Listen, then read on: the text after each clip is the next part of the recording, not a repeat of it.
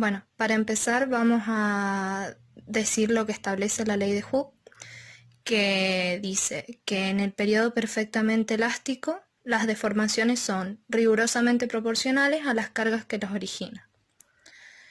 Bueno, por acción de las tensiones interiores correlativas de las fuerzas exteriores actuantes en un sólido, este experimenta en su configuración geométrica modificaciones que son denominadas deformaciones.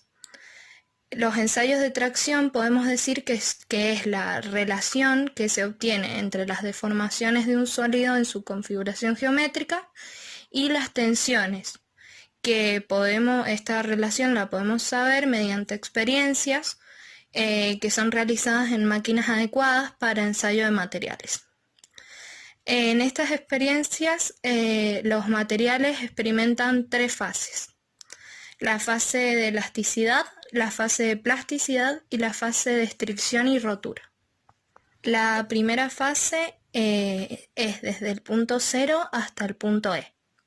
Esta es la fase de deformaciones elásticas y casi elásticas, o la fase de elasticidad. Bueno, las características yo voy a ir explicando, pero son las que vemos ahí en pantalla. Bueno, lo primero que nos dice, la primera característica, es que el diagrama está compuesto por una parte recta 0P, que está seguida por la parte PE ligeramente curvada. Nosotros lo podemos identificar en este diagrama, que vemos que de 0 hasta, bueno, yo no he puesto P, pero hasta ahí aproximadamente, voy a acercarlo, hasta ahí aproximadamente sería el punto P, y vemos que es totalmente recta, y de P hasta el punto E es muy poco la curva que existe. Bueno, a esta recta se la denomina recta 0E, ya que va desde el punto 0 hasta el punto E. Bueno, la segunda característica que notamos es que los alargamientos son muy pequeños, y al igual que las correspondientes tensiones del material. Y bueno, tienen valores uniformes en todos los puntos de una sección recta. La siguiente característica que vemos es que si la carga se anula, los alargamientos desaparecen totalmente o casi en su totalidad. Y la siguiente característica es muy similar, ya que al reaparecer las cargas, reaparecen los mismos alargamientos bajo las mismas cargas.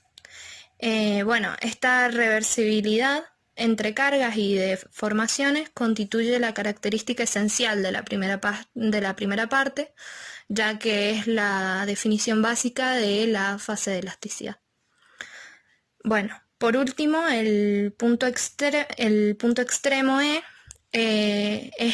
se denomina límite de elasticidad, y la tensión correspondiente, que sería tensión es la tensión en el límite de elasticidad.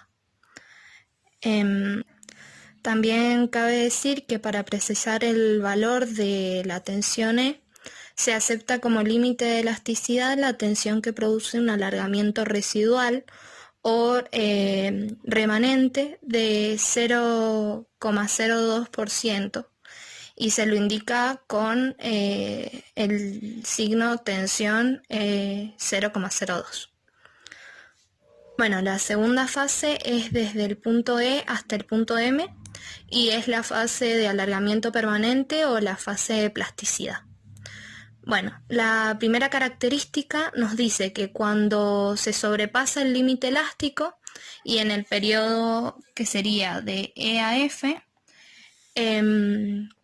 la tensión oscilará en torno a un valor tensión F. Bueno, también la segunda característica es que el material que estamos ensayando comienza a perder sus características iniciales, las cuales, por ejemplo, serían que comienza a perder el brillo si antes era un material brillante, o empieza a desprenderse la superficie del laminado en barras sin pulir, y bueno, también comienza a calentarse. Bueno, la característica número 3 nos dice que puede decirse que el acero fluye, o sea que pierde su elasticidad. Bueno, la cuarta característica nos dice que el punto F se denomina límite de fluencia. Y la tensión F, que sería la tensión correspondiente, se denomina tensión en el límite de fluencia. Bueno, la última característica nos dice que al ser poco precisa la posición del punto F, se acepta como tal a la tensión que produce un alargamiento plástico remanente comprendido entre el 0,2 y el 0,5% de la longitud de este ensayo. Y bueno, y se conocen como la tensión 0,2 a la tensión 0,5. Acá también en el esquema lo podemos observar que esta parte la tenemos nombrada, o sea, el punto sería 0,2 a 0,5%. Bueno, y ahora la tercera fase es la que se encuentra desde el punto M hasta la rotura. Esta fase es la fase de estricción y de rotura y es la fase final del ensayo. Las características, la primera característica lo que nos dice es que las deformaciones van a ser cada vez más grandes, rápidas y visibles a simple vista. La segunda nos dice que el alargamiento se va a localizar solamente en una parte de la probeta y se va a producir una disminución brusca de sección. Esto se conoce justamente como la estricción del material. La tercera característica nos dice que la ruptura va a suceder la rotura en la posición R, que encontramos, por ejemplo, acá. Esta posición sería la posición de rotura, que sería la última parte del gráfico. Y no va a haber un aumento de carga, sino que va a ser con la carga final, digamos. Bueno, la cuarta característica nos dice que la tensión de rotura o la tensión M del punto M nos va a señalar el comienzo de la estricción y va a corresponder a la carga máxima alcanzada durante el ensayo.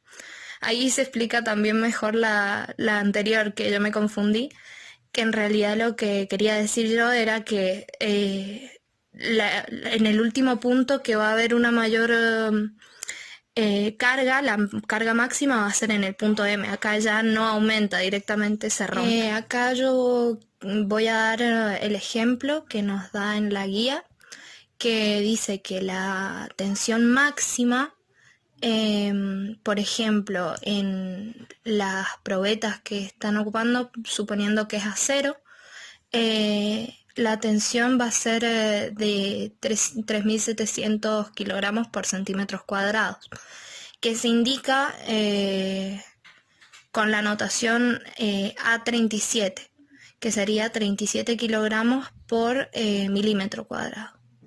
Yo no lo puse acá, por eso lo hago un espacio para poder explicarlo.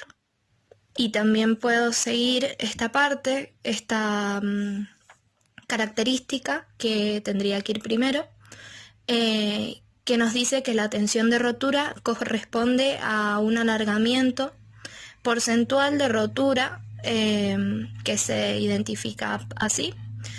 Y por ejemplo, si tomamos lo que acabo de explicar, en un A37 este alargamiento porcentual debe ser por lo menos igual al 20% de la longitud de este ensayo. Bueno, ahora esta característica nos dice que la superficie rayada del diagrama de tensión alargamiento, nos indica el trabajo de deformaciones de la probeta, que es el producto de fuerza por longitud. También nos mide la capacidad de trabajo de este material y constituye un coeficiente de calidad material. de calidad del material. Por último voy a explicar estos 3 diagramas.